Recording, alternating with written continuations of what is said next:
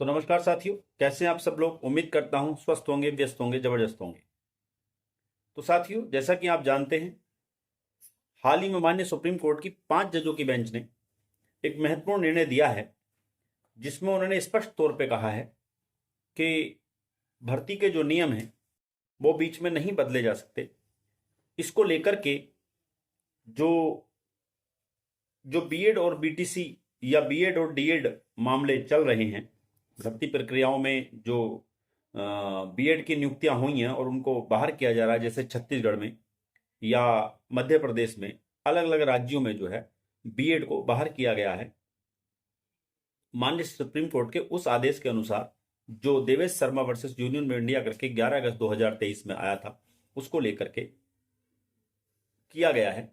तो उसमें जो है नीचे से कमेंट, पिछली वीडियो जो छत्तीसगढ़ मैटर पे बनाई थी हाल ही में, उसमें काफी लोगों के विवाद ये आ रहे थे कि जो माननीय सुप्रीम कोर्ट ने की 5 जजों की बेंच ने जो निर्णय दिया है, जिसमें कहा है कि भर्ती के नियमों को बीच में नहीं बदला जा सकता, उसको लेकर के काफी कमेंट आ रहे थे। और उसको बीएड वाले जो हैं, एक जो बीएड्स आती हैं, एक पॉजिटिव वे में देख रहे हैं कि उनके लिए कुछ इससे पॉजिटिव हो सकता है। तो आखिर ये जो निर्णय आया है 5 जजों की बेंच का, जिसमें मुख्यतः ये कहा गया है कि भर्ती के नियमों को बीच में नहीं बदला जा सकता, तो उस पर आज विस्तार पूर्वक बात करेंगे साथियों। आप सभी साथियों का स्वागत है आपके चैनल गेट सॉल्यूशन में। साथ ही उन सभी साथियों से निवेदन है जो चैनल पर पहली बार विजिट कर रहे हैं, चैनल को सब्सक्राइब कर लें, बेल आइकन को हिट कर लें, ताकि इस तरह की जो अपडेट्स हों, जानकारियां हों, वो आप तक समय से पहुंचती रहें। वीडियो में अंत तक बने रहें साथियों। सर्वप्रथम बात करते हैं कि आखिर ये जो फैसला आया है 5 जजों की बेंच से, वो मामला था क्या। तो राजस्थान में हाई कोर्ट में अनुवादकों की एक वैकेंसी थी। उसमें बीच में वहां पर नियम बदल दिया गया, यानी कि जो मार्क्स थे, जो कट ऑफ थी, उसको लेकर के वहां पे नियम बदला गया। उसको लेकर के ये मामला चैलेंज हुआ था। और ये मामला 2013 में लिस्टेड 13 में जो है माननीय सुप्रीम कोर्ट में ये 13 में जो है फाइल हुआ था, ये मामला शुरू हुआ था। और इसका निर्णय जो है अब ये जुलाई 2023 में इस फैसले को सुरक्षित कर लिया गया था। और ये जो है अब नवंबर में जो निर्णय जो डिलीवर किया गया है, यानी कि निर्णय दे दिया गया।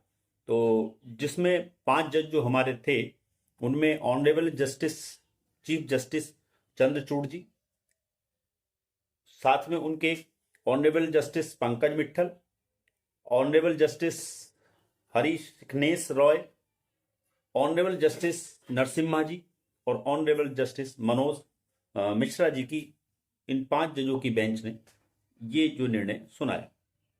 हम उन मुख्य बिंदुओं पर बात करेंगे। पहले उन मुख्य बिंदुओं को आपके सामने रखूंगा, जिन 5 बिंदुओं के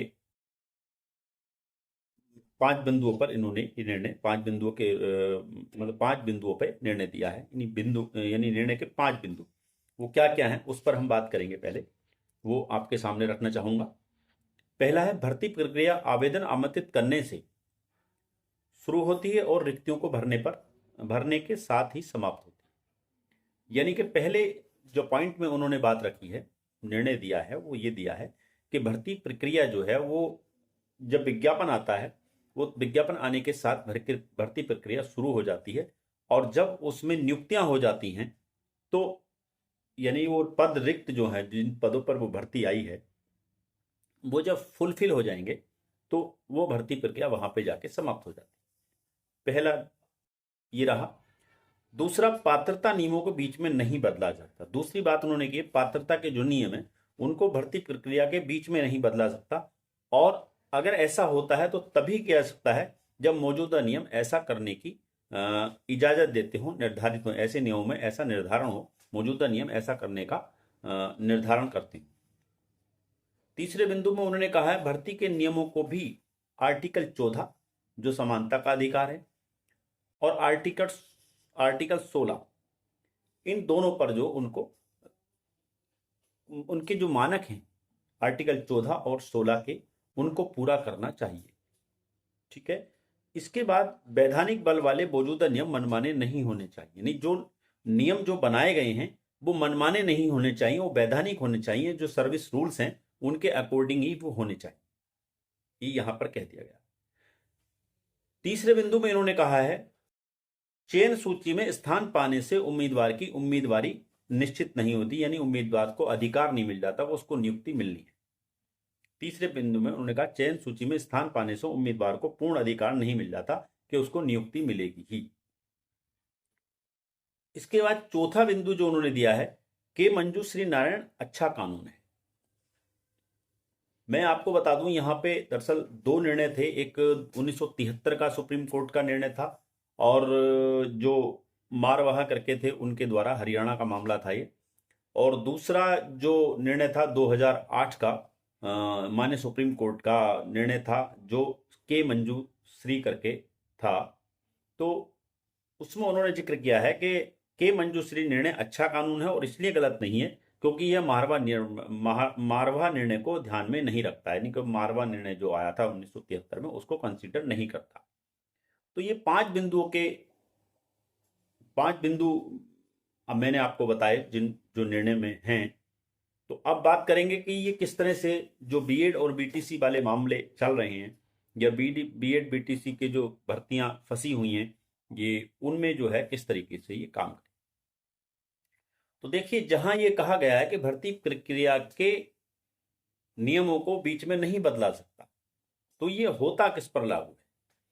ये उन सरकारों पर, उन अथॉरिटियों पर लागू होता है जो भर्ती प्रक्रिया निकाल रही हैं, जो भर्ती कराने के जिन पर रेस्पॉन्सिबिलिटी, यानी जो विज्ञापन निकालने वाली संस्थाएं हैं, अथॉरिटी हैं, उन पर यह लागू होता है कि वो बीच में नियम नहीं बदल सकते हैं। जो विज्ञापन में नियम आए हैं उन्हीं को बदलेंगे।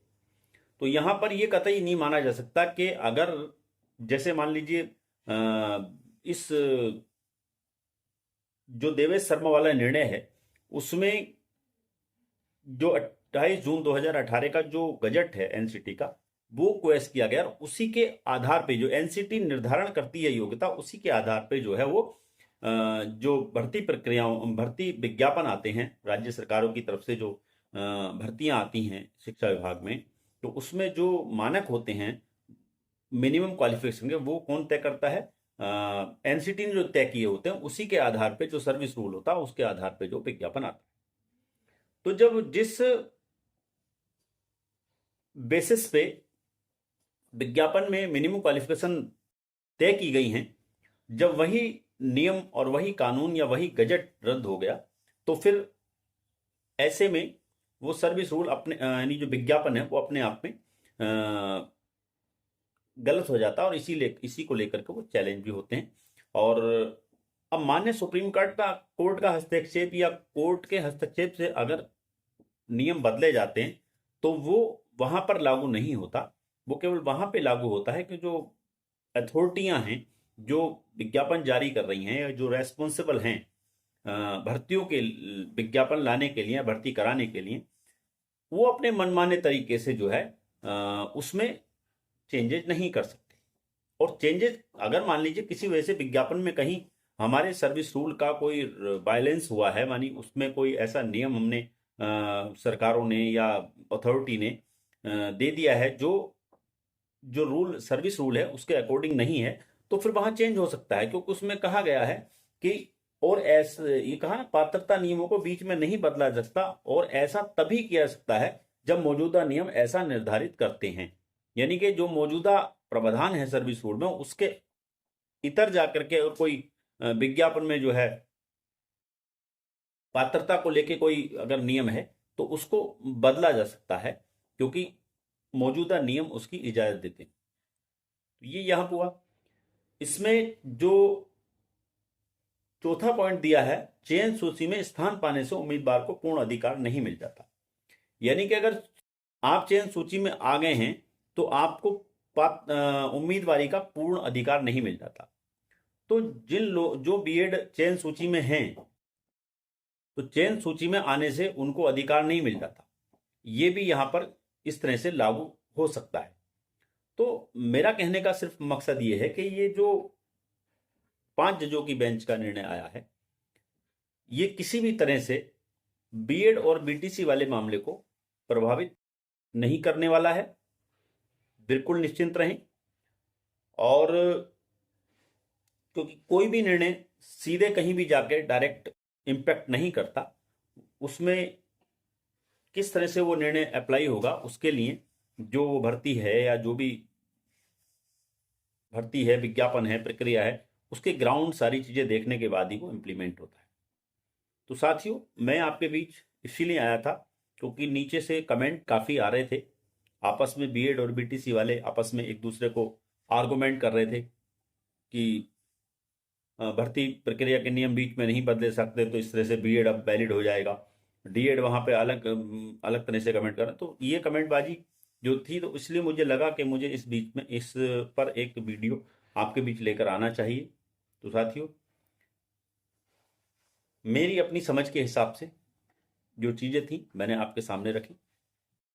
आप सहमत भी हो सकते हैं, असहमत भी हो सकते हैं। अब आगे जब भी कोई इस तरह की अपडेट होगी, मैं आपके बीच फिर उपस्थित होऊंगा लेकर के। तब तक के लिए साथियों, नमस्कार, धन्यवाद।